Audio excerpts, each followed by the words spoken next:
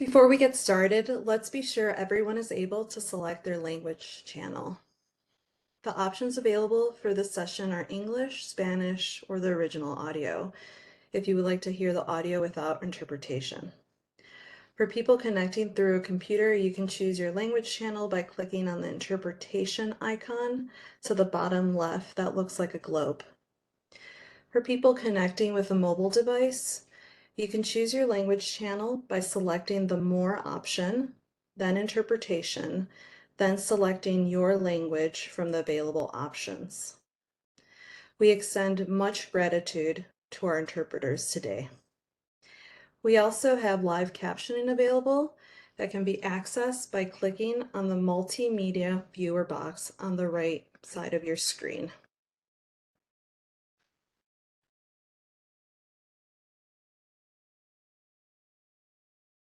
I now would like to welcome you to our Young Children and Trauma Responses, Impacts, and Family Support webinar. My name is Carla Alegria. I use she, her pronouns, and I'm the project manager with the National Center on Domestic Violence, Trauma, and Mental Health. Today's presenter is Kathy Cave. Welcome, Kathy. Now for some troubleshooting tips about this platform. If you get disconnected from today's session at any point, please re-enter the session using your original webinar link that was emailed to you. If the sound is unclear, it is likely due to an unstable internet connection. If this happens to you, feel free to call in for better audio. If you're experiencing technical difficulties, you can directly chat with me for assistance. If you are unable to contact me, please reach out to the WebEx tech support. I will post the phone number in the chat box. We welcome you to use the chat feature to share thoughts, questions, and resources throughout the session.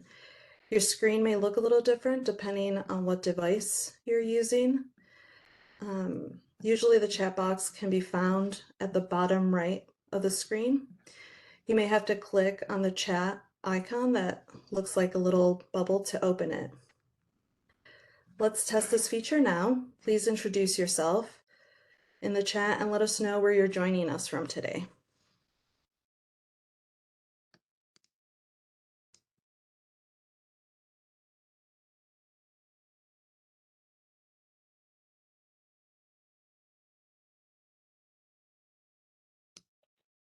Awesome. Okay, thank you everyone, and I'll hand it over to Kathy.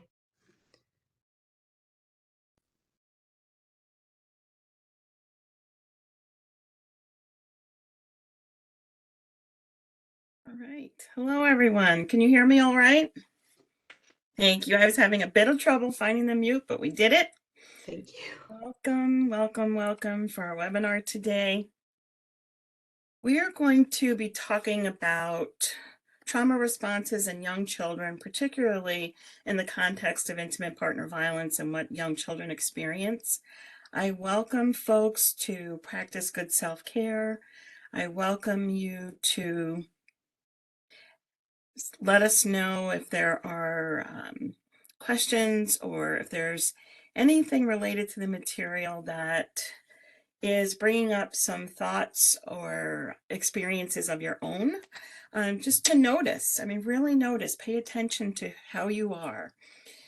At the National Center for Domestic Violence, Trauma, and Mental Health, we think about our work in ways where we're holding always what we know about intimate partner violence, what we know about all aspects of domestic and sexual violence, and the advocacy that you all are actively engaged in.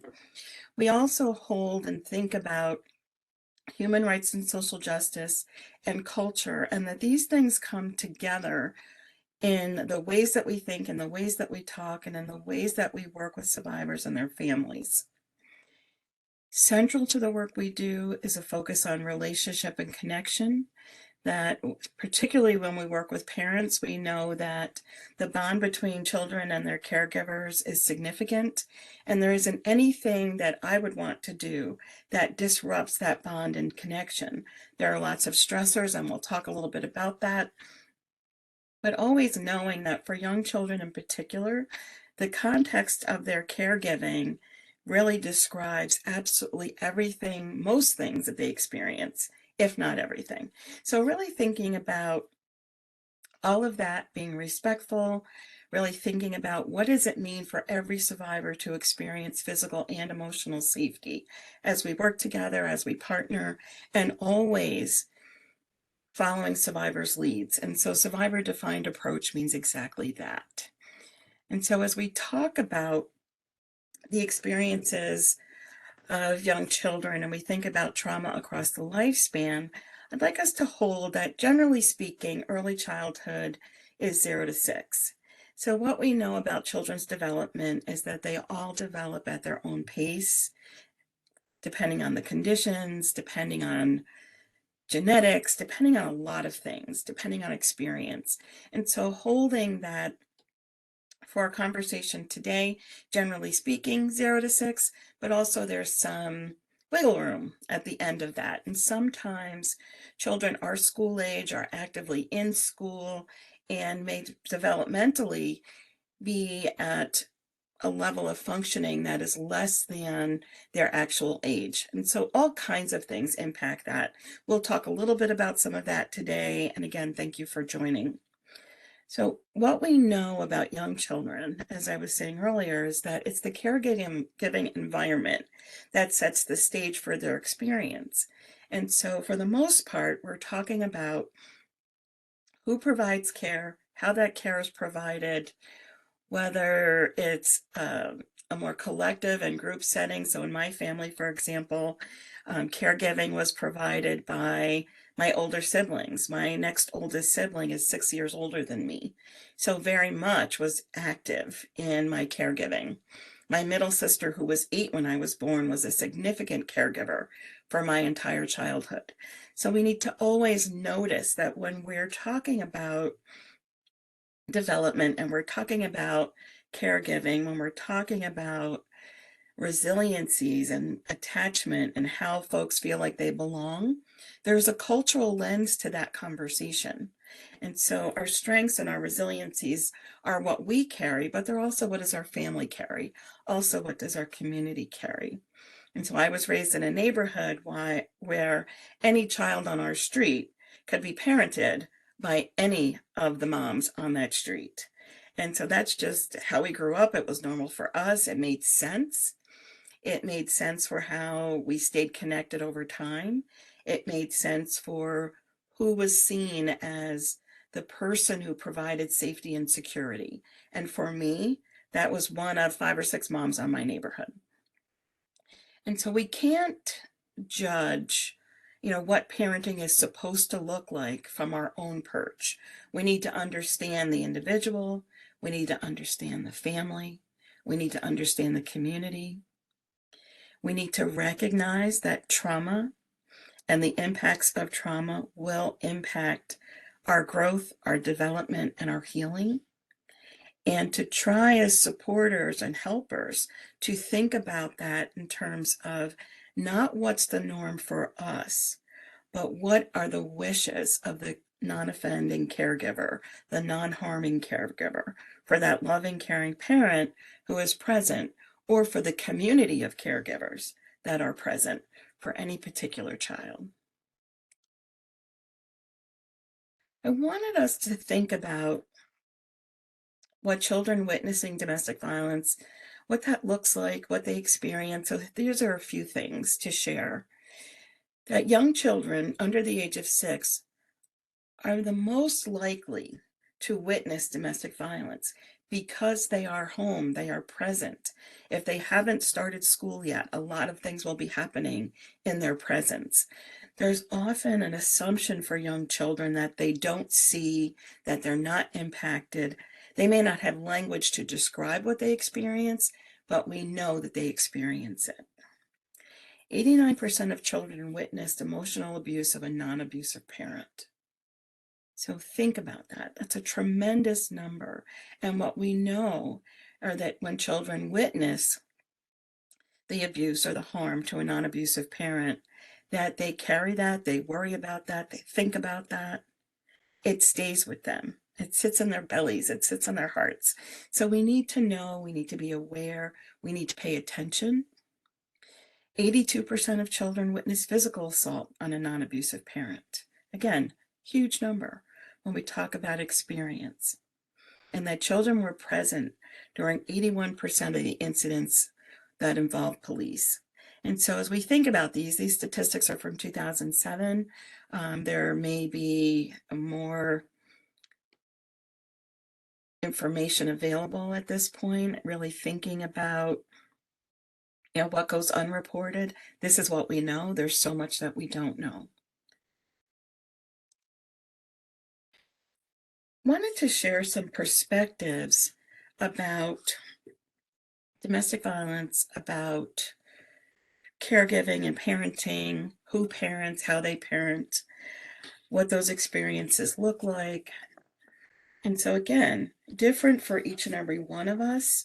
And it can be really challenging to not be thinking about ourselves and our own experiences as we interact with survivors and their own children. And so we'll have some tips and strategies towards the end of our time today to really help us focus in on how do we offer survivors what they're interested in?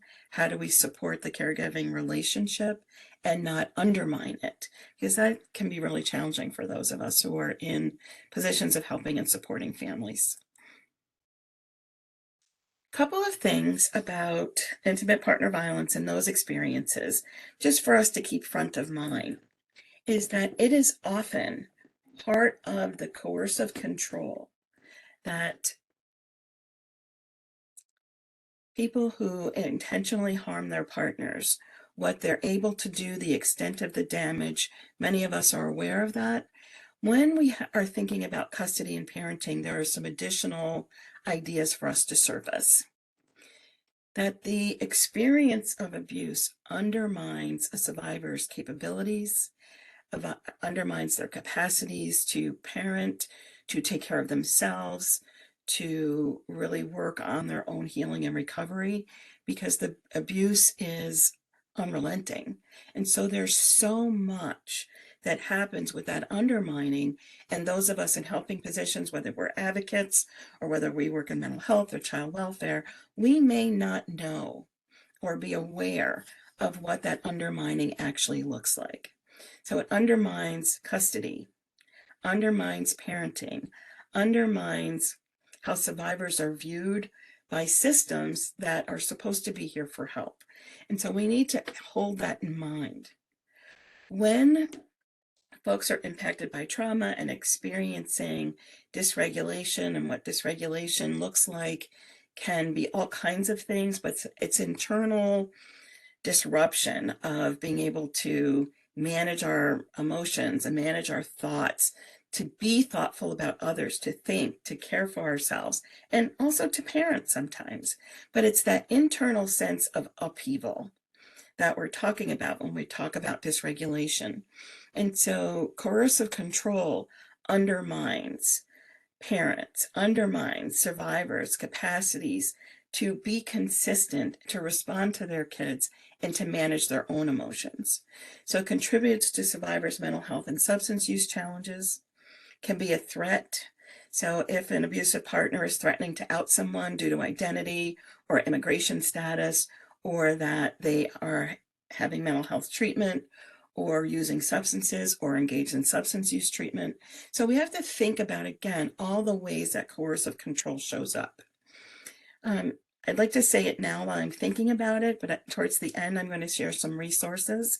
And one of those resources is a very new, hot off the presses this week, tip sheet to help understand coercive control, substance use challenges, and how we can better support survivors. So I want to say that now, mostly because what we know from survivors, and they've been so upfront and so clear about their experiences, one of the number one reasons survivors lose custody of their kids is related to mental health and substance use challenges.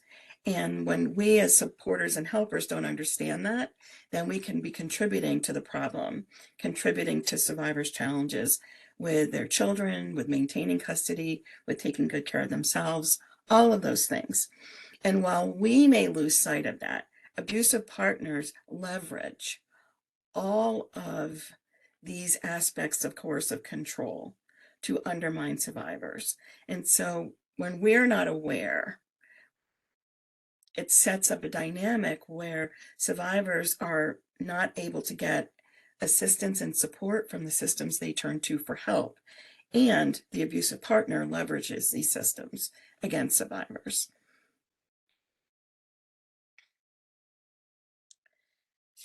As I was saying earlier about really recognizing who caregivers are. So whether we talk about parenting or caregiving, in this way, I use these words interchangeably, but I want to say it's because many of us are provided loving care from people who are not our parents. And that could be daycare, childcare, could be in our communities, in our neighborhoods, extended family. There are all kinds of ways where caregiving of children happens. And it's not just the way that, again, any one of us has experienced. So being open to who's parenting, make sure we understand who's parenting. So we're not, one, judging through our own lens and our own personal experiences, whether there were harms or whether we were protected and feel safe, whether there were experiences that were scary, but then our parents were there or a caregiver was there. It shows up in all kinds of ways. And so we really need to talk with survivors about parenting and caregiving and who supports that caregiving. And are there ways that we can better support their caregiving? So making sure we understand from survivors what supports would be helpful, rather than assuming that we know because it's in our titles or it's in our role to know. So until we've talked with people and been in their communities, experienced what they want to share with us, then we don't have an understanding of their caregiving expectations and what supports are needed. So to make sure, again, we're not undermining survivors. We have spent some time creating resources around family-centered approaches and how do we support survivors. Again, I'll share some of those resources with you. We have a family-centered toolkit that I provided the link for that. But I want you to have an understanding on the front end of this conversation that what it means to be family-centered in our approach to the work is that we're holding parents and their young children especially in mind at the same time. That we're not intervening where we don't need to intervene. That we are not assuming that parents and caregivers are not doing their best. That we're not assuming that we know better what survivors' experiences have been, or that we know their children better than they know.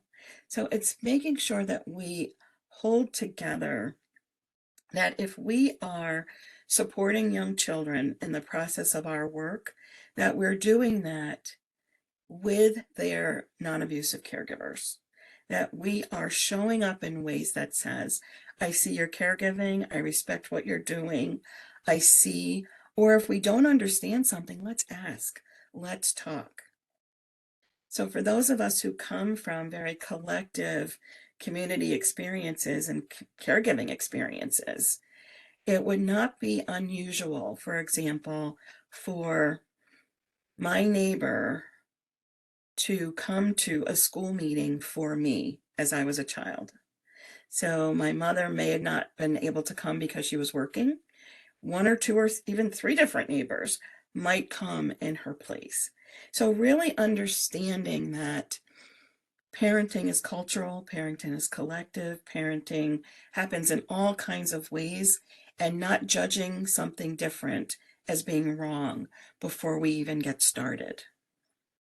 And that we hold this view in all of our environments, not just the person who is working as a children's advocate or the person who is working as a caseworker, but as someone, everyone who works in our organizations really understands what a family-centered approach is and what it looks like. And so again, more resources are available to you to support that journey if you're interested, but I wanted to say enough about it on the front end of our conversation today. And as I was saying earlier, to make sure that you practice self-care, because things will come up in this work. If you're open, if you care, if you have a heart for this work and a head for this work, you will be impacted by what comes up in our work, and making sure that we all have the support we need in our organizations to navigate the challenges, but that we also have strategies for individual and personal self-care.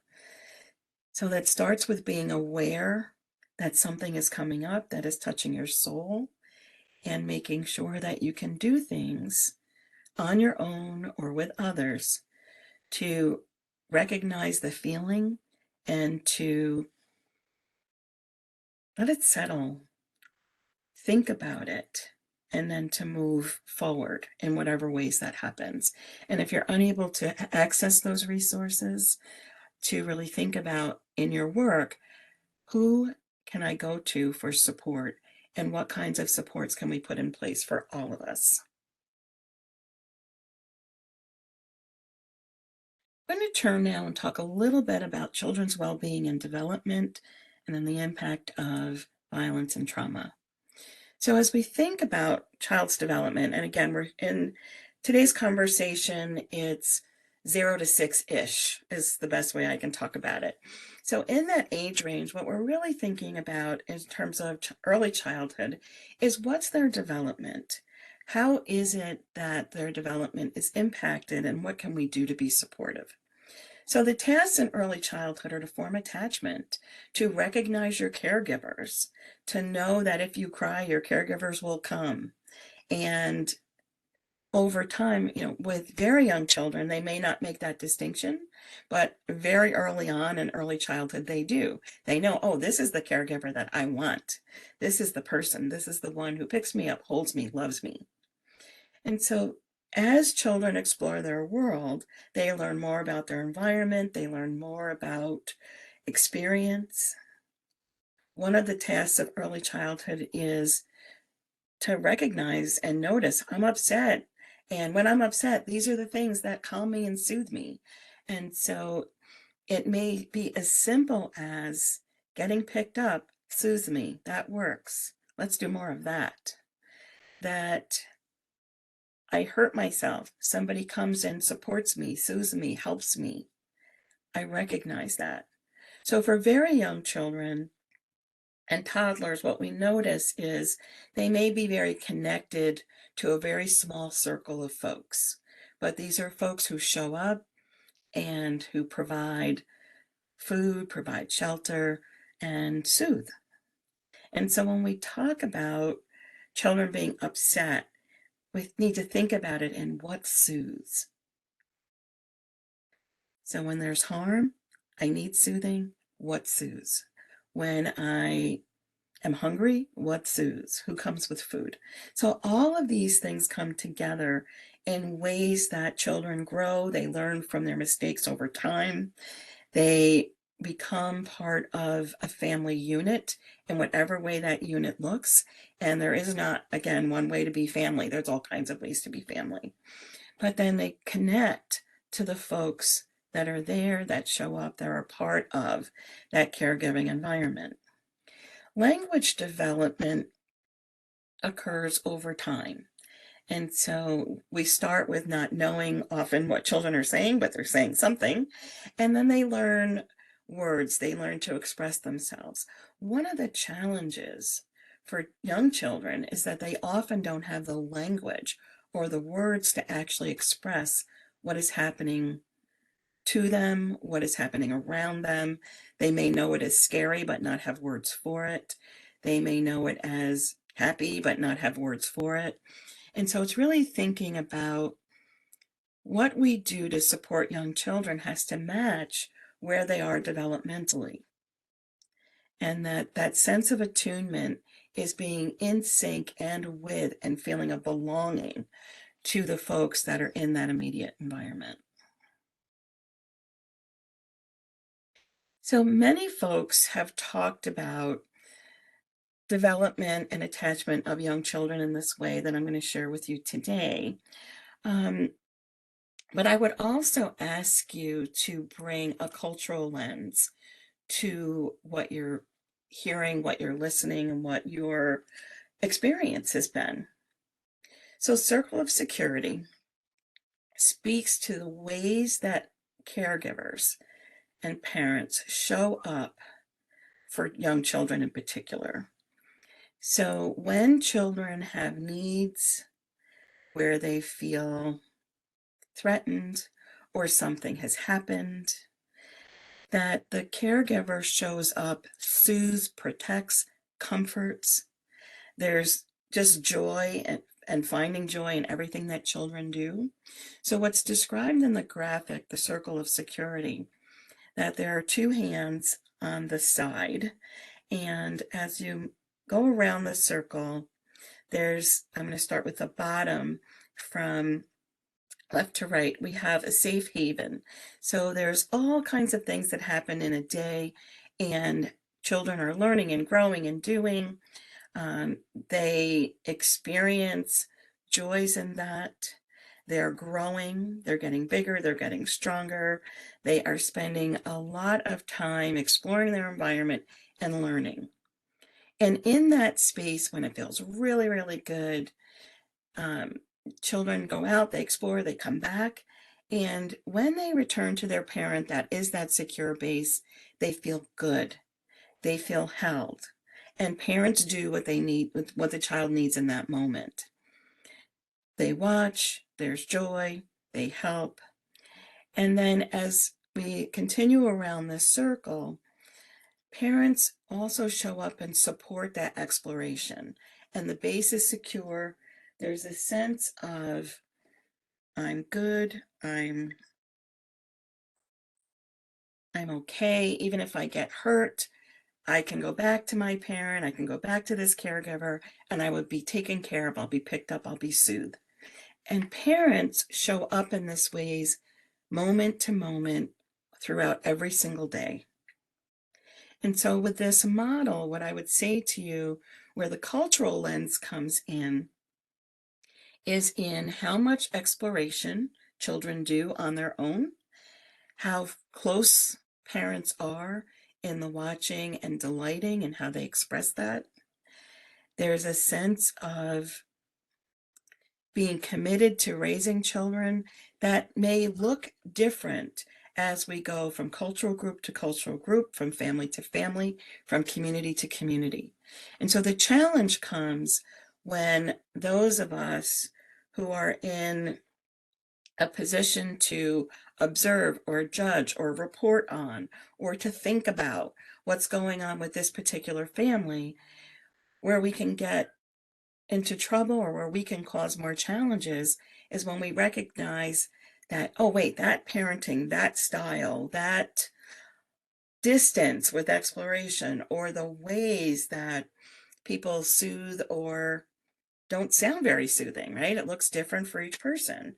The way that that looks is then judged. We judge it to say, oh, that's not good parenting, when it might just be different parenting. Where we have some alignment is that when someone is a safe caregiver, when a parent is providing that protective space, we need to look for that. We need to notice. And so in the case of intimate partner violence and domestic violence, what we know is that it's harmful for children to witness harm, to experience harm to a parent that they love and care for. So we understand that to be true. So where we have doubt, we need to check in. Where we're unsure, we need to talk with parents. We need to absolutely understand for survivors what's happening. few things that I want to comment on to add to this conversation, particularly as we're talking about young children, is that there's a continuum of stressful experiences. So when we are all young, some of what motivates our learning is stress. So whether it's going to a new school or a new daycare, staying overnight in a new place, these are all things that are really common for children to experience, and they may be stressful. Getting vaccines, routine medical care, trying something new, being around people who are new, but still with your protective caregiver. So might be a little bit less interested in exploring too far away. So all of that can be viewed as positive stress. We learn from it. We are cared for when we need it and soothed when we need it. We're reassured that we're going to be all right. So positive stress can motivate us to do some things. Tolerable stress comes with some fear. My granddaughter is 6, and it was over the Thanksgiving holiday. We had a family gathering and we were all visiting, and it usually lasts a few days. And so lots of family in and out, lots of dishes everywhere. And she went to reach for a dog treat that we keep in a little ceramic dish, and the dish broke. And she was so upset. So she was startled because of the sound that it made when it hit the floor. And what was interesting is that in that moment, so we have a rule in our home that if you break something, not a big deal. You just need to let us know so we can clean up if there's any glass, or if you have a scratch or something, you want to make sure you tell us, right? That's always our rule. And so in this moment, when the dish broke, she just had such a big response. And in part, it was because there were so many extra people in our house, some that she knew, some that she didn't know. So she was probably already on edge a little bit. And so we just, scooped her up, and I'm grandma, she has a Bubby, and Bubby was very soothing to her. And in that moment of, maybe it was a minute and a half, 2 minutes later, we got a plastic dish, which was her recommendation, that we use a dish that wouldn't break. So we put the dog treats in it and put it back where it goes. And so it was an incident. It was startling. It scared her a bit, and then we were over it and moving on. Toxic stress are the stressful events that are chronic, uncontrollable. There's just no relief coming. There's no comfort coming. And so there's so much unpredictability, and absolutely domestic violence fits under this category of toxic stress. We also know that not having access to food, witnessing abuse, witnessing and experience all kinds of harm, all of that can come under toxic stress. So as we're thinking about these experiences, and then we think about who is the child attached to, is the person they're attached to being harmed? Is the person that they're attached to able to soothe them because they're upset now as well?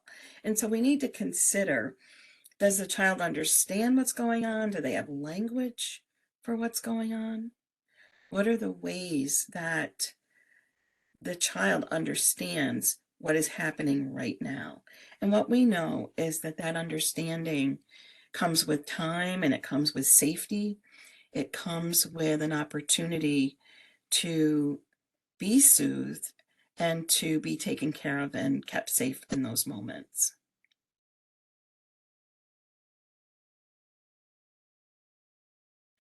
So for young children, that sense of absolute overwhelm, of things being uncontrollable, that the threat is there for me, or the threat is there for someone that I love very much. What we're also holding is when that threat is to someone that I love very much, my parent, my mama, my caregiver, my Bubby, my grandma, that threat is not different to the child than if the threat was happening to them. So seeing children's pain as this is happening to me or this is happening to someone else, and that young children will feel the same about that.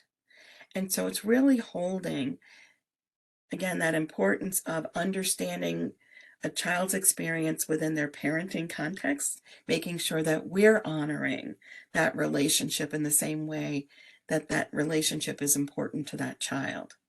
And so when we have those experiences of violence in our lives, in our homes, in our families, at the same time, all kinds of other violence may be happening. So violence in our community, violence to me or my family because of how we identify, violence that others may experience and know about, but violence that they may not experience and know about. And so there's layers of understanding. And for very young children, they may know that feeling of threat, but they may not be able to name out loud that that's what it is. They may know that my belly hurts, my arms hurt, my feet hurt, my legs hurt.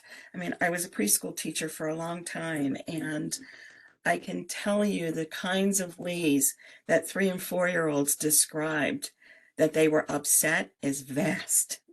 Everything from my finger hurts today to I have a stomach ache.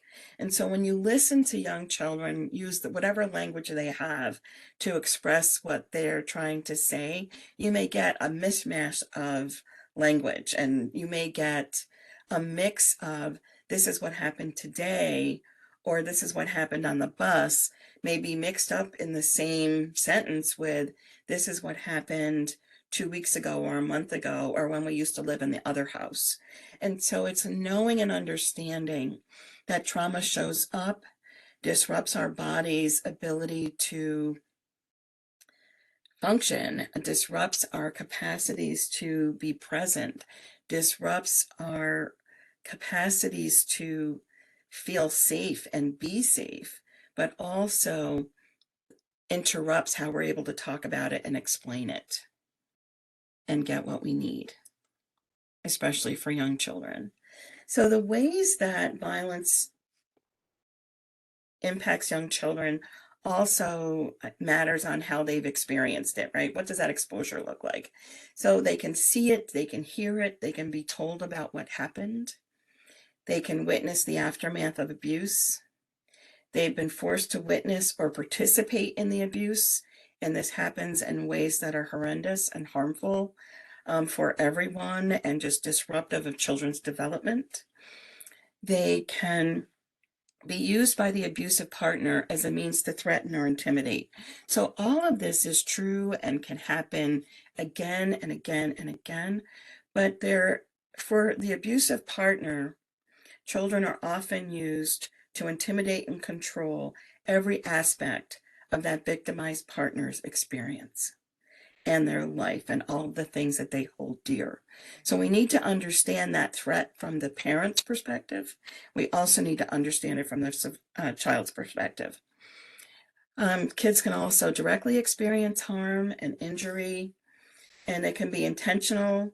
You know, I'm going to hurt you. The abusive partner is intentional, deliberate to cause harm to that child, but it could also be something that happens unintentionally because children might want to protect or try to protect their safe parent. And so another way it shows up is threat to family pets. So again, it's just thinking about all aspects of a child's life can be impacted in those moments. And what we may want to do as helpers is immediately, intervene and step in to save the child, rescue the child, and not understanding the impacts of what is happening on the non-abusive partner as well. We may also miss the ways that a non-abusive partner is trying to protect their children. So let's talk a little bit more about those impacts. That the younger the child is, the more dependent they are on caregivers. And so that seems like a no-brainer, I'm sure, but that what we have to hold is not just what did the child experience, but what does that mean for the caregiving relationship? Can they stay connected to the non-abusive parent? So what we also know is that the non-abusive partner is the best possible caregiver for a child. And so what I mean by that is that's where the relationship is, it's where the attachment is, it's where very young children recognize their safety to be. And the connection and that attachment is important. And so what happens when that gets undermined is there's a sense of distrust that develops. So when kids can't count on that attachment, they can't count on that safety. And so for us as helpers and supporters, the best thing to do is to see what we can do to support that caregiving person who is caregiving for that child. So it's not just what do we do to rescue kids, it's what do we do to support the relationship between the non-abusive parent and this child. Young children may have difficulty separating. They may try to protect the parent and siblings, as I've shared before. They may feel unsafe and on edge and alone. When there's that sense of not being emotionally safe and not being physically safe, it can be really confusing. And that for young children, it may look like and feel like and seem like their best chance is with an abusive partner. So they may identify with the person who feels more in control. Something that we do know, and I've worked in foster care for a good number of years. It was a specialized program, a mental health program that was treatment foster care, and really supported family connection. Parents did not have to give up custody of their kids or lose custody of their kids to participate in our program. And then doing, decades of technical assistance to child welfare. And in all that time, never once did I experience a child who was not traumatized by being removed from their home. So I know that, again, as we're looking at children's experiences and we're thinking, oh, we have to move this child from this situation, to be protective, to be caring, we need to do what's best. 100% of the children that I consulted about, talked with for decades, not one of those children was not traumatized by being removed from the home. And so we have to do a better job of thinking about how do we support the caregiving parents? How do we support folks who are keeping their young children in mind and really trying to be safe, trying to get themselves safe, and how ways that we can be there as bystanders and supporters and show up in all the ways that are much more helpful. So we might see behaviors in children because of those experiences. They may be easily startled, scanning for danger. And the same way that we understand trauma responses of adults, where we're scanning for danger, we're thinking about, not much because our brains are offline. We're in that survival mode. We are doing, acting, or frozen. So fight, flight, or freeze is a real thing. These are real experiences, and they show up in children as well. So always expecting danger to happen because danger has been unpredictable. Not being able to sleep, not being able to play, not being able to explore and expand, being able to kind of show up and recognize that there's so much good in the world and all the places we want to be. So when we see these behaviors in children where they're emotionally reactive, or they have thoughts and emotions and body movements, and their sense of trust gets disrupted. So dysregulation looks like a thing.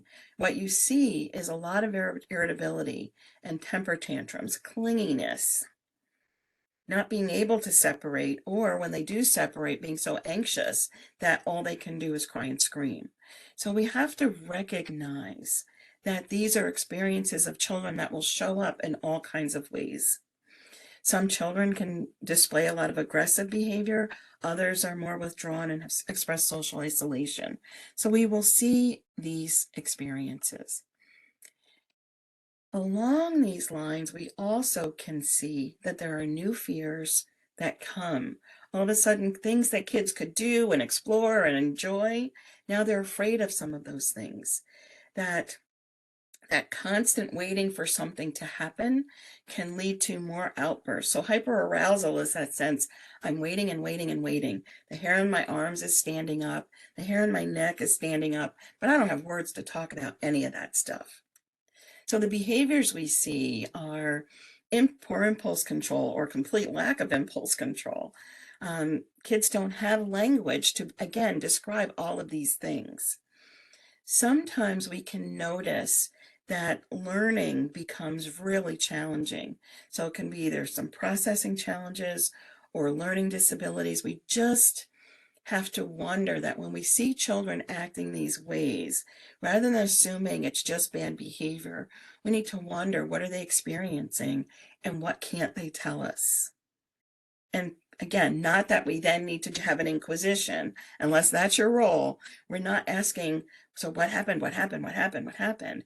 What we need to do in our roles, again, unless it's your job to investigate, it's much more providing safe places for play, places where we can listen and notice, supporting parents to be the people who soothe their kids. So if I am at work and I'm working with a family and there's some behaviors and I'm worried about it, if I'm always the person that intervenes, what I may be demonstrating for this child is that they can't trust anyone but me. So now I become a barrier to a survivor who's trying to do really good things with their parenting. And so I don't ever want to be in that position. So as children have challenges, what we want to be thinking about is, what do we notice? What do we hear? What do we see? And then how can we support parents to soothe? And so to think about this last piece around developmental milestones, it's really important for us to notice that when kids used to do something and now they don't know how to do something, that's a good indicator that something is happening. But we can't just automatically jump to, oh, it's, this person is abusing this child. There may be all kinds of things happening in the mix.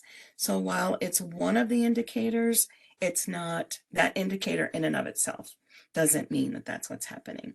So just wanting to put some stuff for us to think about, that all of this is true for young children.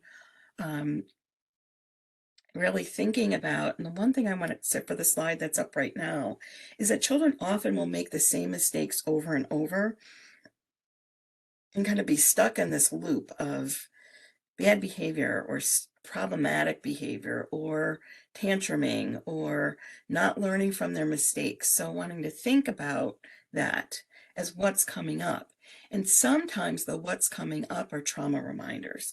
They'll have fears and worries that are just so big that not only can they not manage, but the adults around them are struggling to manage. And children also will develop coping strategies to survive in the moment. And so when those behaviors get disruptive, what happens is that the adults around them complain about those behaviors. And so we notice when kids act out.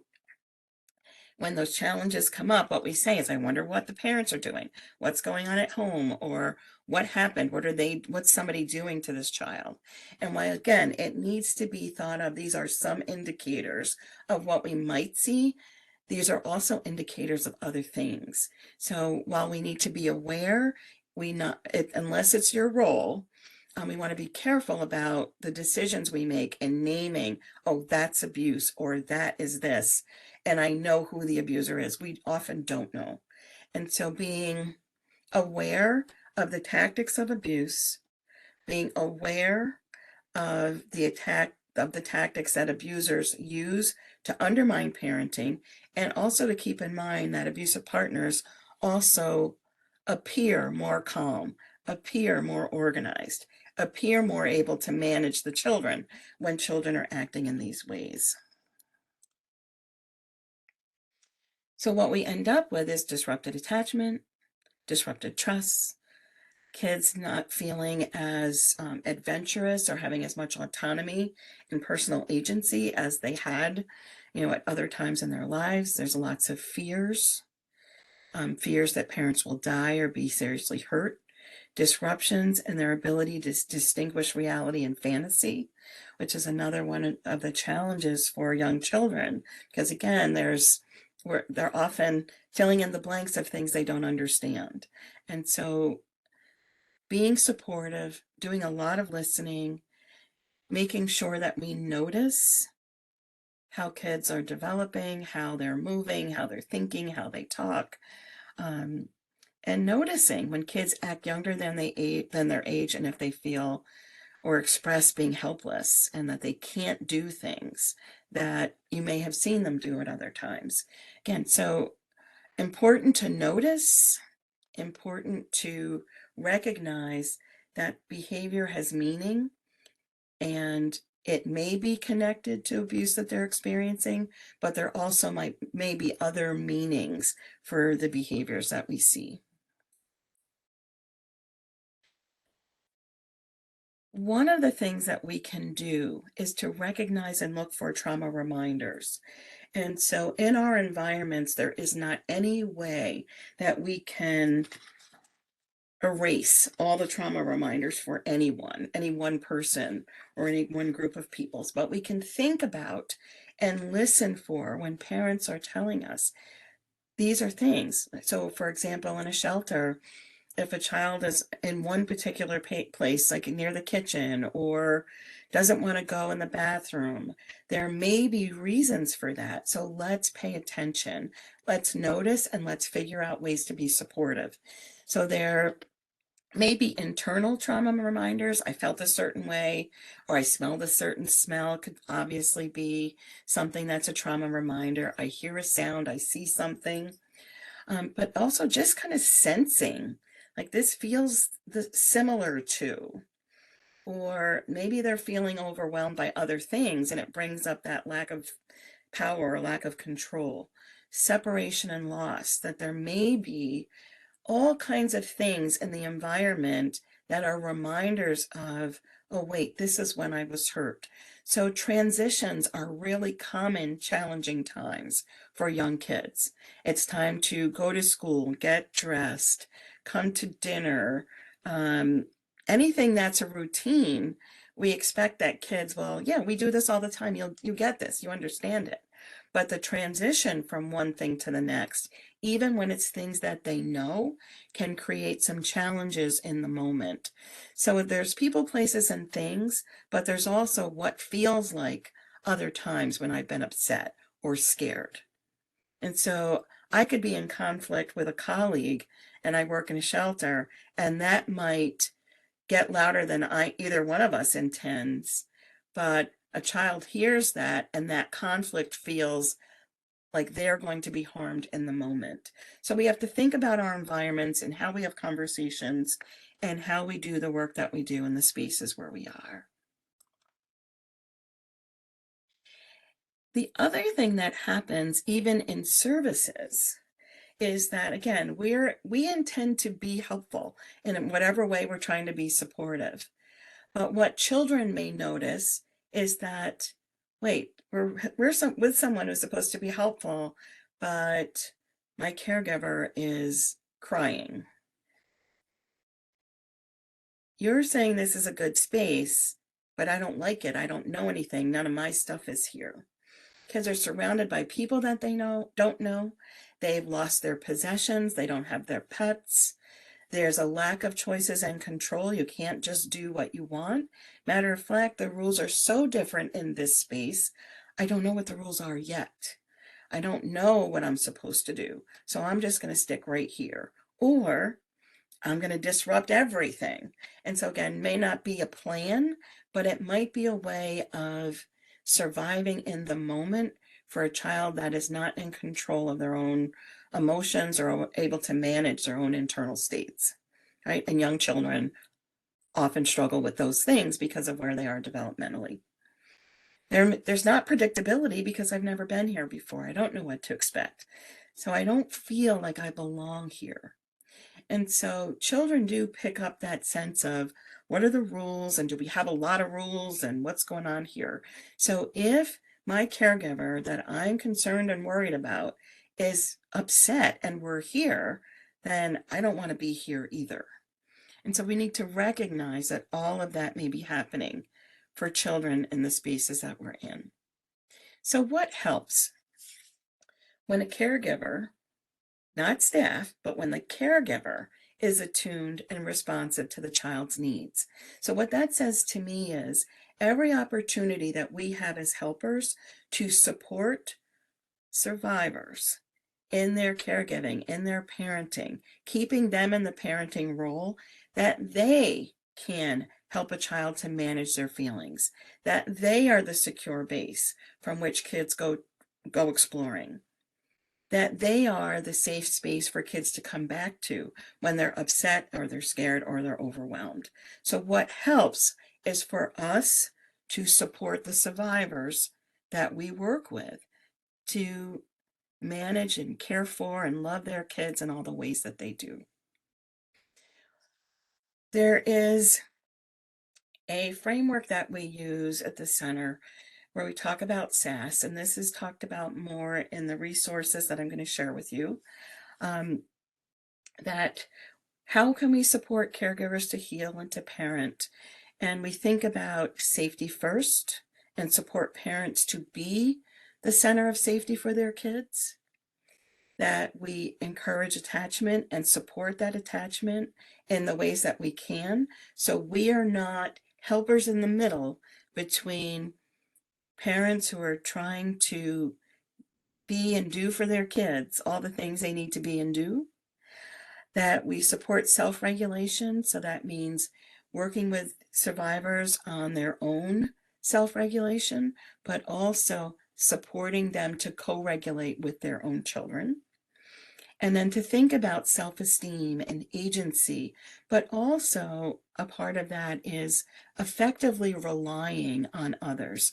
So working with survivors in a way where we can be effective and trustworthy partners for them as they parent their young kids, and to work and support survivors to support their own kids around recognizing their strengths, recognizing their resiliencies, being able to support their child's development and children's development in ways that feel safe, that where everybody feels seen and heard. When there are trauma reminders, supporting survivors to co-regulate with their kids. So if we're going to teach anything around mind-body healing practices and ways to connect, ways to self-regulate, that we have, first of all, a lot of different ways of doing that. We think about breath work, that we talk about breathing, we talk about body movement, we talk about different ways to connect to ourselves, reconnect to ourselves, and to self-soothe. That we find ways to support parents and caregivers to meet parents' needs, as I was saying, and really work on organizing and managing strong feelings. That strong feelings are to be expected. And so as they come, here are some things that we can do to support you so that you can support your child. So as I was sharing some different ways of looking at mind-body healing practices to self-regulate and co-regulate, mindfulness, meditation, grounding, things that help you stay present in the here and now, that support survivors to stay present in the here and now, but also help them stay present for their children. So I wanted to mention SOOTHE. It's an acronym, and you'll have it here in the slides as we reach the end of our time. But to really be there, be calm, use touch in ways that is reassuring, and to hear what the child is saying, and then to let things end, let those strong feelings end. As we think about what helps children, let's also include ways that children can support others, can be a helpful part of their family. We tend to worry about children growing up too fast and doing too much. Ways to be part of their families that is safe and age appropriate and all that good stuff can be incredibly helpful. So I wanted to share some resources. This is our new tip sheet on advocating at complex intersections, domestic violence, substance use coercion, and child protective services. And it's a really good resource that talks about and hones in on substance use coercion, really understanding how we can be helpful. Here are the links for the family-centered toolkit that I mentioned that talks more about the resources we talked about today for supporting parenting. Self-care for parents and caregivers is another tip sheet that we created during the beginning of the pandemic. And there's some really good tips and tools and resources for supporting survivors and their children. So thank you all very much for your time. And you can reach out to us at the center for more resources, support, technical assistance. We are here for all of it. So thank you again. Thank you so much, Kathy. Thank you to our interpreters. Thank you to our NCDVTMH team. And like I said in the chat, you'll be receiving a certificate, a link to the recording, a link to a survey, and any handouts that were mentioned, as well as the slides. So thank you again for joining us. I hope everyone has a wonderful afternoon.